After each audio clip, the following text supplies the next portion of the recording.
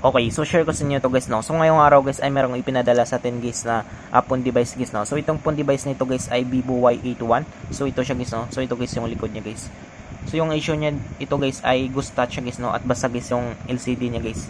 Tsaka yung ano niya guys, yung button niya guys ay hindi maklik guys, no. So matigas siya guys. Yan. So hindi rin siya matouch guys, no. So minsan nag-click siya ng kusa guys. So ngayon guys meron na rin tayo ditong LCD guys. So papakita ko sa inyo guys kung paano natin yun siyang i-install guys, no. Yan. So una natin nagagawin guys. So hindi siya ma-off guys, no. So off muna sana natin. Ang problema hindi natin ma-off guys, no. So sira guys yung button niya. So sa susunod ko na lang papakita sa inyo guys, no, kung paano natin ayusin guys yung button nito guys. So unahin muna natin dito guys yung LCD niya guys, no. So una natin nagagawin guys ay tatanggalin natin guys yung SIM tray niya.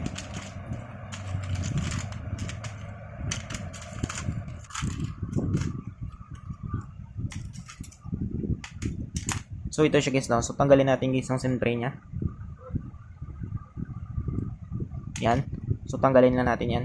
So yung gagawin natin dito guys ay bubuksan natin to siya guys, no. So sa pagbukas nito guys, so pwede tayo gumamit guys ng maninipis natin guys na mga tools guys, or pwede tayo gumamit ng kuko natin guys, no. So kapag matigas guys nyo, kapag ibuksan nyo guys or di kaya ng kuko nyo guys, so pwede kayo gumamit guys ng pang opening tools natin guys, no. So sa akin guys, prepare ko gamitin guys yung kuko ko guys, no. So papakita ko sa inyo guys kung paano natin buksan guys, no.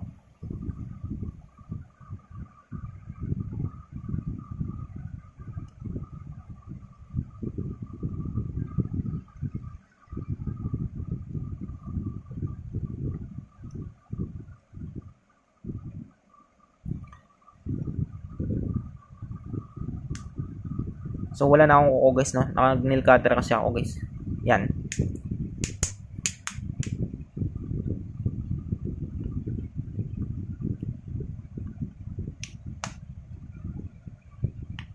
So may click guys yung kuko ko guys, no. Yan. So nabuksan rin natin guys.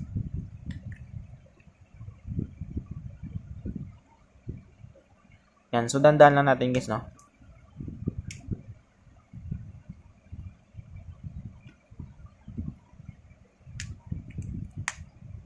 Yan. So nabuksan na natin guys. So dandan natin buksan guys. Yan. So ito guys yung loob niya guys, no. Yan. So tabi natin yan siya. So sunod natin na gagawin dito guys ay tanggalin natin guys yung itong cover guys ng board niya. So kung makita nyo guys ay nabuksan na rin ito siya guys, no. So wala na siyang silyado dito guys. So nabuksan na ito guys. So ngayon guys tanggalin natin guys yung mga bolts niya guys, no.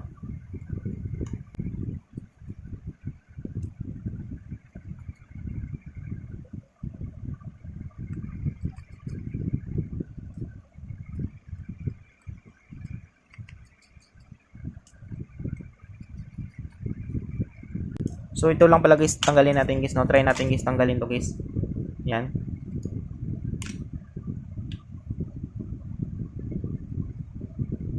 So sama pala talaga guys yung puti niya guys.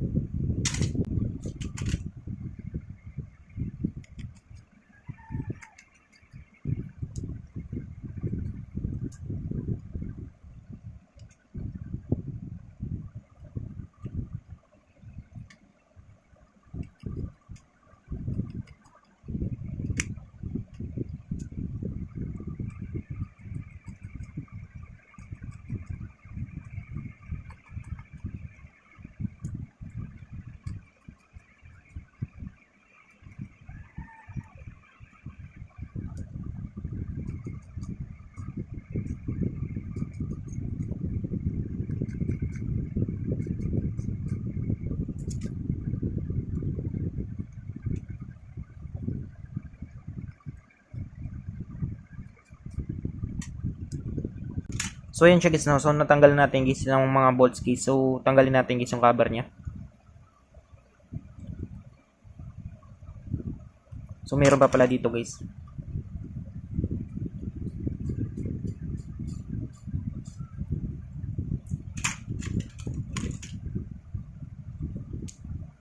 Yan. So buo pala siya na natatanggal guys, no.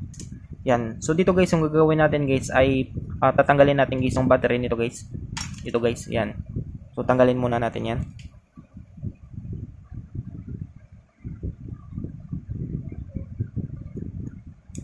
Yan, tapos tatanggalin rin natin guys yung ano dito guys, no, yung battery nito. Tapos tanggalin natin to guys. Tanggalin muna natin to. So babalik na lang natin mamaya. Yan. So ngayon guys ay hilain natin ito guys, yung green nito guys, no. So ano siya guys, no. Mahirap siya guys hilain guys, matigas siya guys, no. Meron siyang ano guys, adhesive guys. So yung gagawin natin guys ay maglagay tayo dito guys ng electronic liquid guys, no, para maglambot guys yung adhesive niya guys sa loob guys. Yan. So papasukin lang natin guys, mga ilang seconds guys. Papasukin natin sa loob. So kapag nakapasok na yun siya guys sa loob guys ay hilain na natin to guys, no. So malambot lang yun siya hilain guys.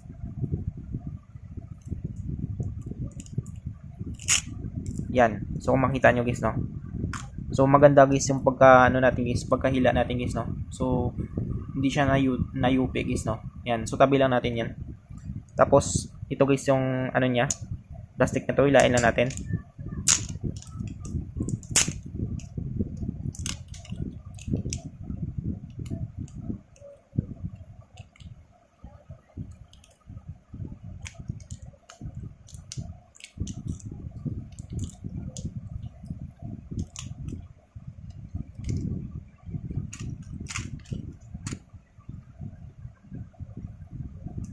So kung makita nyo guys, ito guys yung ano guys ng LCD niya guys, no. Ito guys yung connector guys ng LCD niya. Yan. So yung gagawin natin guys ay tatanggalin natin guys yung ano. Ito guys yung FBC connector nito guys. So pag natanggal natin yan guys ay tatanggalin na rin natin guys yung damage guys na LCD niya guys, no. So ito kanina guys yung ano guys na matigas. Yan. So matigas na siya guys. So linisan na lang natin mamaya kapag makuha sa linis guys, no. So dito guys tatanggalin na natin dito guys yung damage guys na LCD nito guys. So dito guys maglagay lang ako dito guys ng electronic liquid natin para maglambot guys yung pandikit niya. So ano naman ito guys, no, damage na ito guys. Maglalagay lang tayo guys ng electronic liquid guys kapag damage na guys yung LCD guys, no. Kahit mapasok guys ay sira na rin guys yung LCD guys, no. Kaya okay lang guys, no. Yan.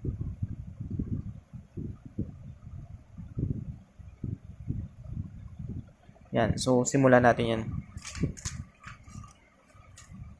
So dito guys pwede tayo gumamit ng cards na manipis or mga bara, or ito guys na manipis natin guys na mga tools. Yan. So papakita ko sa inyo guys, no. Yan. So kung makita nyo guys malambot na siya guys, no.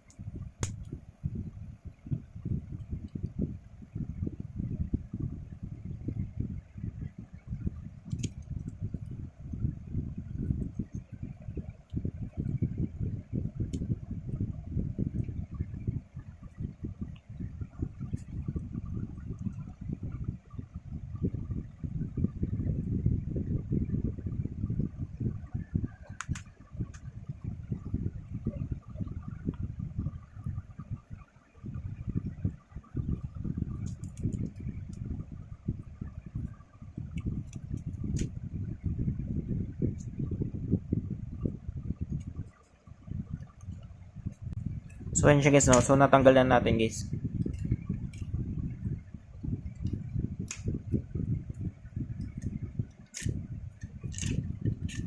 Yan. So ito guys yung damage guys na LCD guys, no. So tabi lang natin to siya guys. So yung paglagay guys ng glue guys ay sobra-sobra guys, no, kung makita nyo guys. Yan.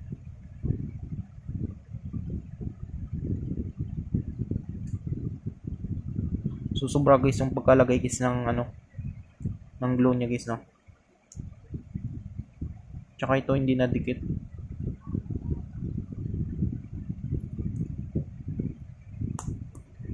So tabi lang natin to siya guys. So dito guys, yung gagawin natin dito guys ay linisin natin guys yung mga natutuyong glue na ito guys, no. Yung gagawin kasi natin guys ay maglalagay tayo guys ng panibagong glue guys, no. Yan, so linisin lang natin yan siya guys.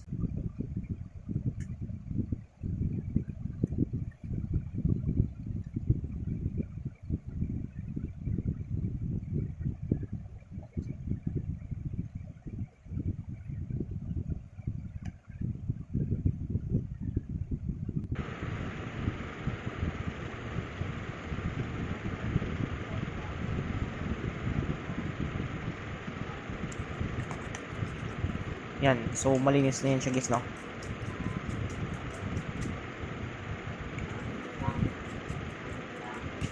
So ngayon guys ay pwede na tayo maglagay guys ng panibagong glue niya guys, no.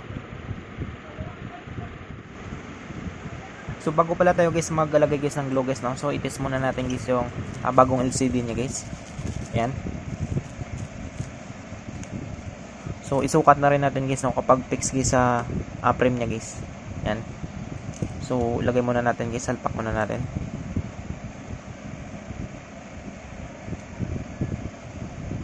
Yan. So kung makita nyo guys, ano siya guys, no, fix na fix guys, or fit na fit siya guys, no. Yan. So fit naman siya guys, kung makita nyo guys, no. Yan. So glue na lang guys yung kulang guys. So fit naman siya guys.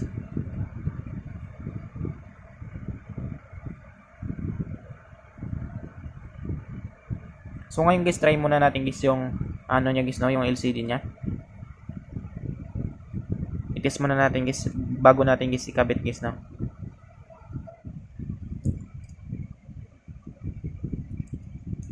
So try natin guys balik guys yung battery niya guys.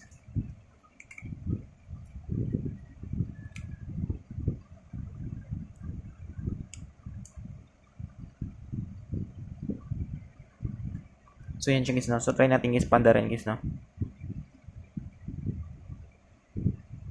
Yan. So yan yung display niya guys. So antayin lang natin guys. I-test muna natin guys yung LCD guys, no. Bago natin guys ikabit guys.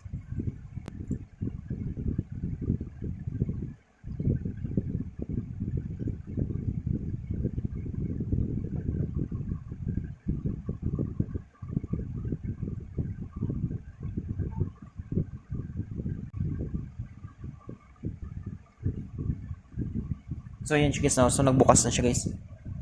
So try natin guys, no. So loading muna siya. Yan. So goods naman guys yung ano niya guys, no. Kung makita niyo guys. So kuha lang ako guys charger guys, parang malubat siya guys.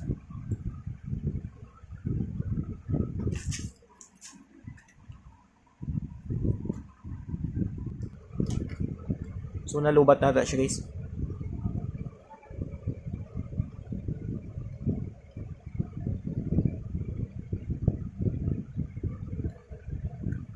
Yan. So lubat siya guys, no. So parang di normal guys yung battery niya guys. So charge lang natin guys mga lang minutes guys, no.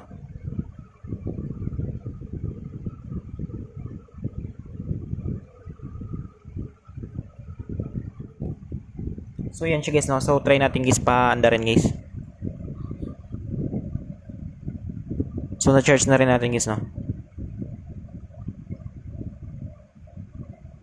Yan. So wait lang natin guys. So i-test lang natin guys yung ano niya guys, no, LCD niya guys. At yung touch niya guys, kapag okay na guys ay pwede na natin siyang ikabit guys, no. So antayin lang natin guys.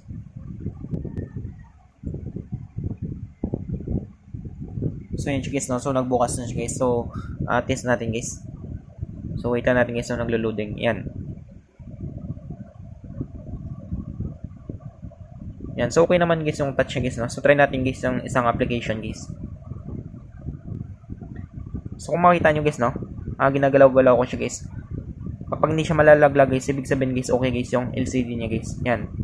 So kapag malaglag kasi guys yung application na ito guys, ibig sabihin guys ay yung LCD na ito guys, merong damage guys, no. Pero kung makita nyo guys, wala siyang no guys, no damage guys, hindi siya nalalaglag. Yan. So okay na yan siya guys. Yan. So okay na siya guys. Yan. So ngayon guys ay i-off muna natin guys. So off muna natin. Maglalagay kasi tayo guys ng panibagong log niya guys, no. So power off muna natin. Yan. Tapos tanggalin natin guys sa saksakan ng charger niya. So ngayon guys ay tatanggalin muna natin guys yung battery niya guys, no.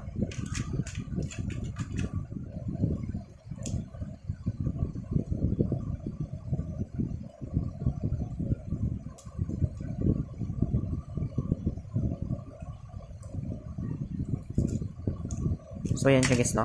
Yan. So tanggalin muna natin guys, no.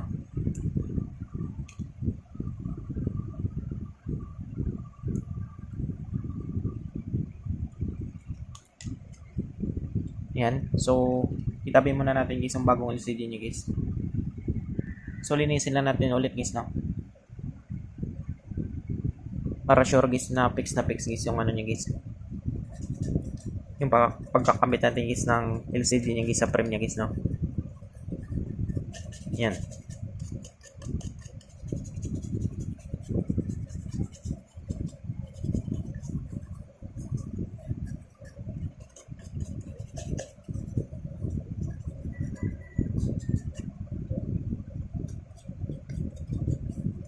So yung filter niya pala guys, no, ay kunin natin guys sa ano guys.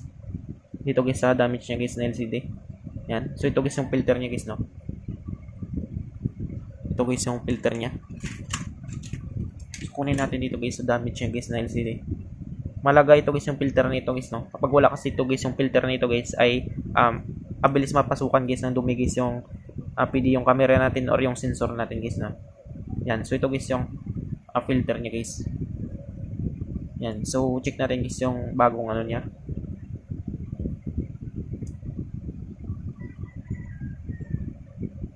Yan. So ilalagay natin yan guys. So ngayon guys ay natis na rin natin. So tatanggalin natin guys yung ano na ito, yung plastic na ito guys, no. Ito guys yung plastic na ito, buo na ito. So tanggalin natin to siya guys.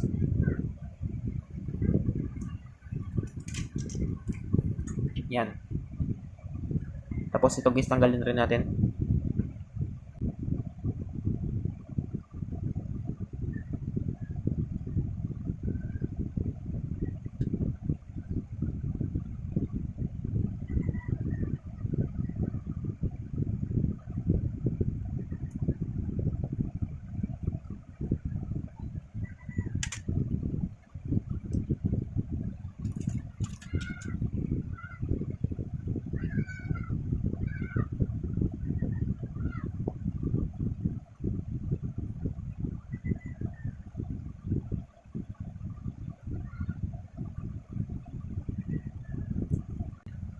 So yan siya guys, no. So natanggal na natin guys. So ngayon guys ay ibalik natin guys yung filter niya guys, no. Yung stock niya guys na filter guys. So ito guys yung stock niya guys na filter guys, no. So linisan lang natin guys.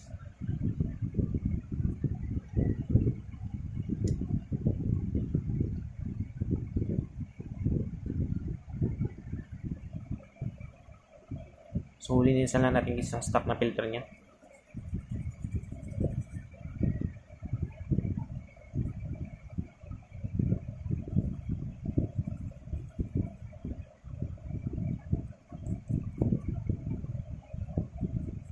So yan siya guys, no. So nalinisan na natin guys. Yan. So wala na siyang dumi guys, no. So ngayon guys ay ilalagay natin ito guys sa dito guys sa bagong LCD niya guys, no.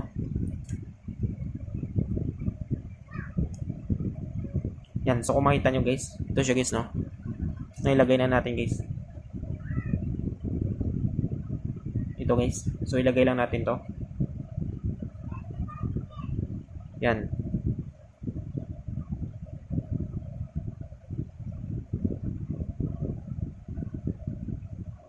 So yan siya guys, no. So nailagay natin guys yung bagong filter guys. So tabi muna natin yan. Tapos tatanggalin rin pala natin ito guys yung sticker nito para maidikit natin siya guys, no.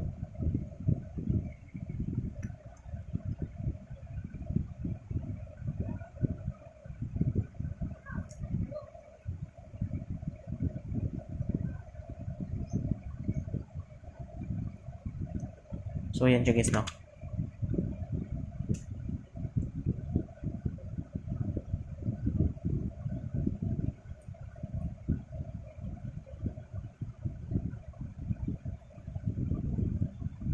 Tapos ito mamaya guys, no, tatanggalin natin ito guys. Ito yung pandikit na ito. Yan, so tabi natin yan siya guys. Tapos guys, maglalagay tayo dito guys ng panibagong glow guys, no. So sa paglagay guys ng glow guys, dapat tamang-tama lang guys, no, para pagka lagay natin guys ng LCD guys sa frame guys ay fix na fix siya guys, no. So ingatan nyo guys, no, yung sensor niya guys, baka malagyan guys ng glow guys.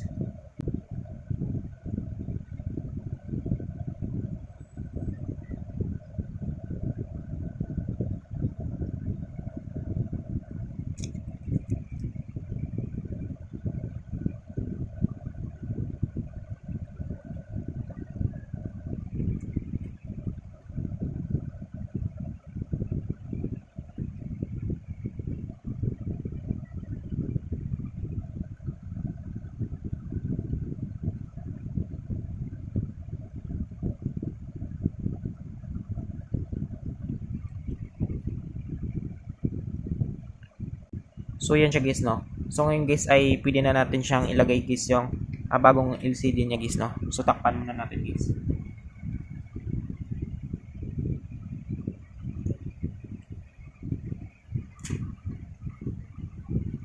So lagay natin guys yung ito guys yung bagong LCD niya. Yan.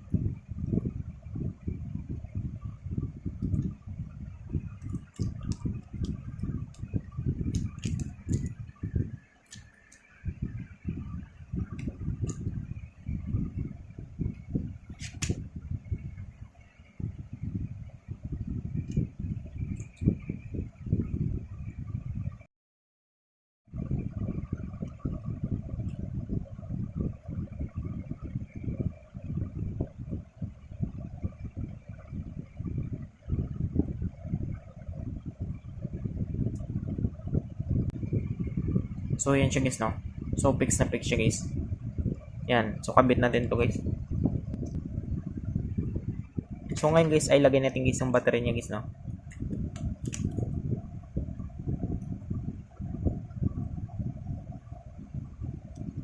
So balik na rin natin guys yung power flex na guys.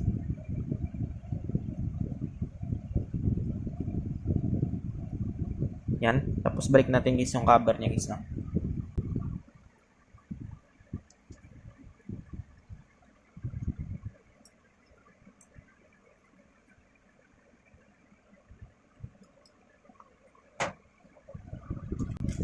So lagyan natin guys ng mga bolts guys.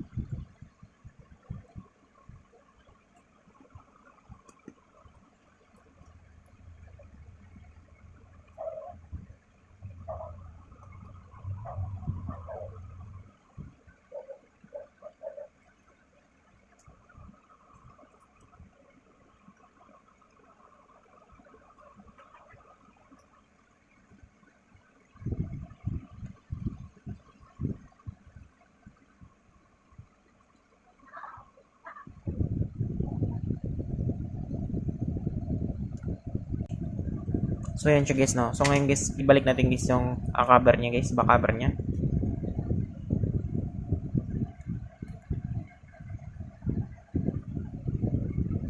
So linisan lang muna natin ito guys.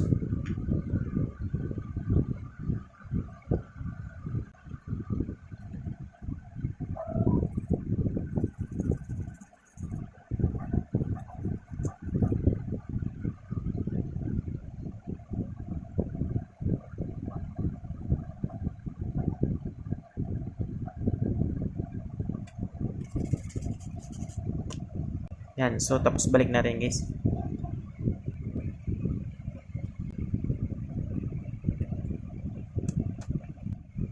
Yan. So, balik natin guys yung SIM tray niya.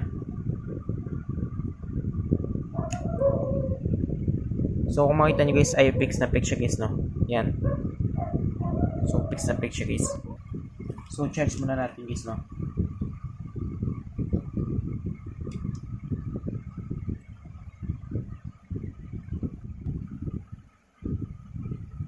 So, yan siya guys, no? So, naglabas na guys yung charging logo niya guys. Tapos, lagyan lang natin guys ng tape guys, paikot guys, para maganda guys yung pagka-fix niya guys sa frame guys at sa kanyang LCD guys, no? Yan. So, lagyan lang natin guys ng tape guys. Yan. So, ganun lang kakadali guys, no? Kung paano guys palit guys ng LCD guys sa phone device natin guys.